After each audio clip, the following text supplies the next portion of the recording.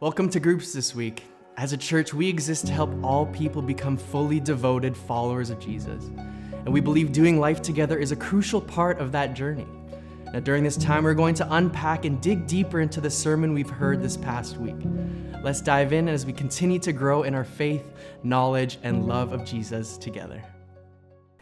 Well, hello, everyone. Hi, guys. It's Daniel here with Pastor Sam. Sam, it's nice to be back here again with you, man. It's good to be back. And so Sam, we're continuing our sermon series in the Gospel of Luke.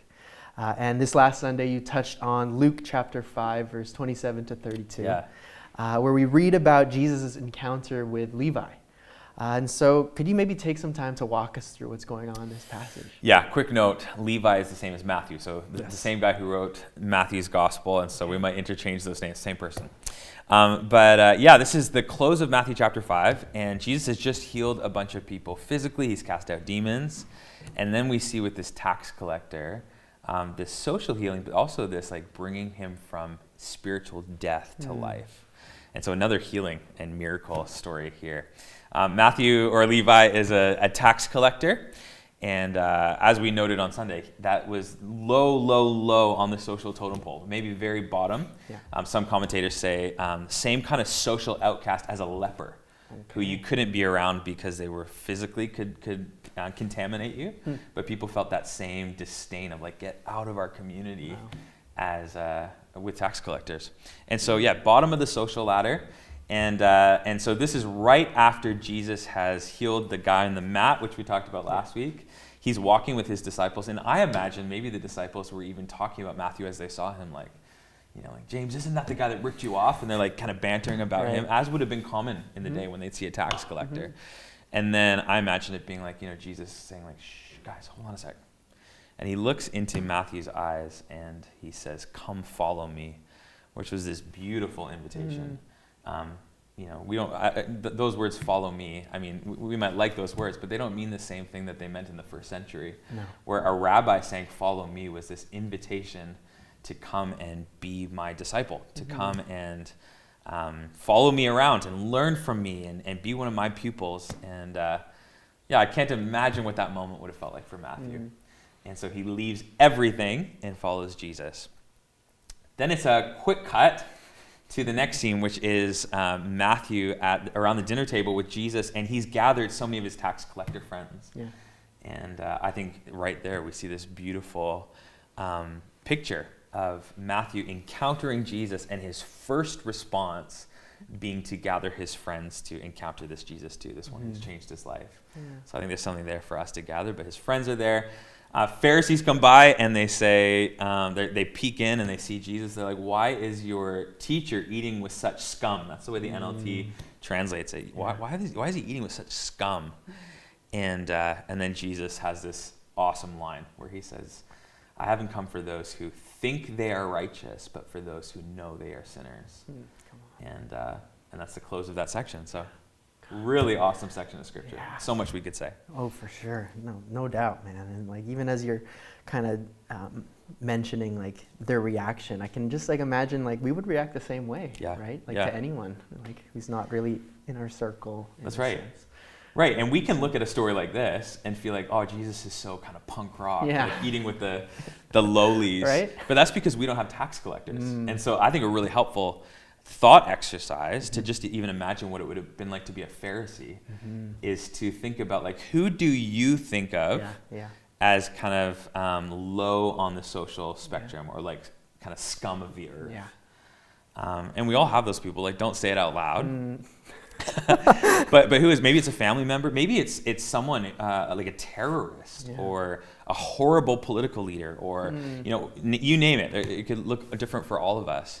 But a good helpful thought exercise is then to say, like, maybe to imagine Jesus having dinner with that person or those people, and like, what would that feel like? This is what it would have been like for the first century Pharisees to be like it wasn't just like that they were scum of the earth. It was like a tax collector is a traitor. Yeah. How could Jesus be sitting down with them? So come on, man.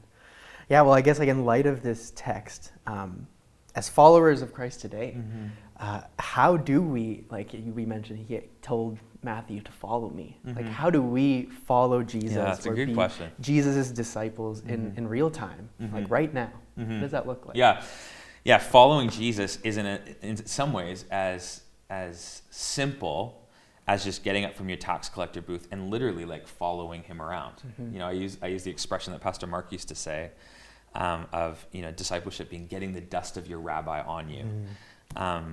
That was a little bit more concrete or easy to understand than following the risen Jesus, who physically isn't in this space with us. We can't just look over his shoulder or get his dust on us. So yeah, what does it look like?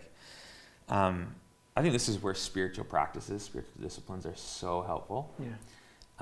Engaging in silence. Like, I think a lot of what prevents us from engaging with Jesus or being with him is the noise and the clutter of our days. And so slowing down and just creating some silence to learn to hear his voice. Jesus said, my sheep know my voice. So learning to hear his voice is where scripture is super helpful.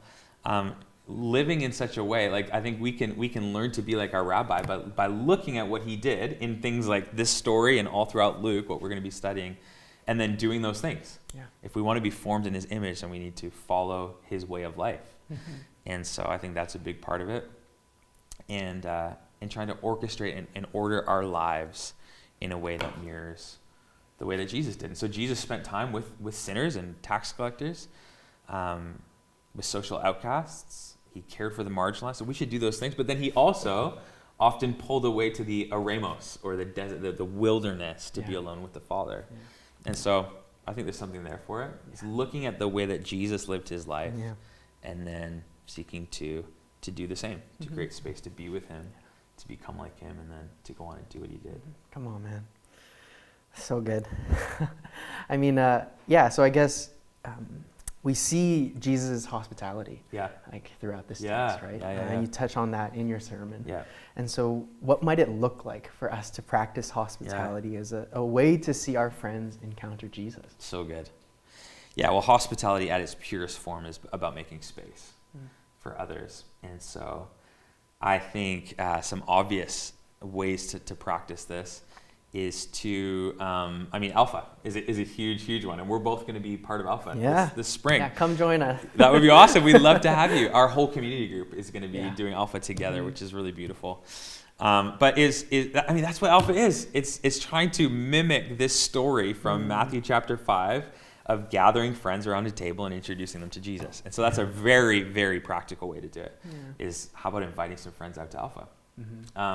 Another is like just in your own social spheres, whether that be at work or at school or your own home. Like, I love that quote. I shared a quote from one of the guys from the Holy Post podcast.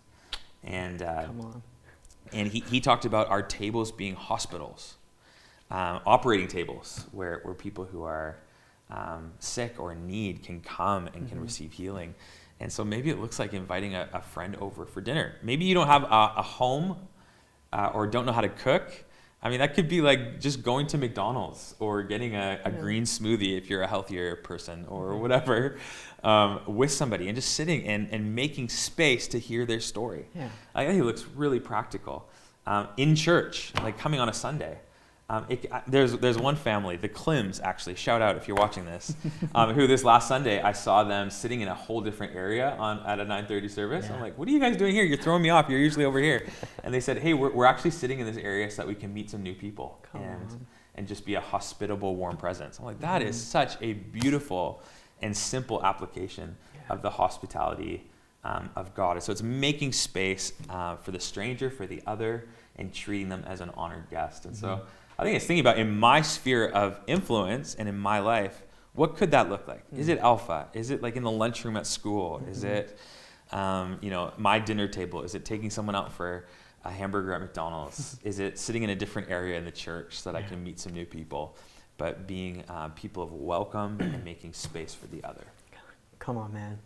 And even like to bring back what you mentioned earlier about just taking that time to kind of recognize or kind of self-reflect on like, who are the people in which I view in this sort of way? Wow. And who can I be hospitable to? How can I be hospitable to those people as well? So that's some good stuff. That's good, man. And I'm glad you name dropped Holy Post. That's like my favorite podcast. It's a good podcast, right? It is.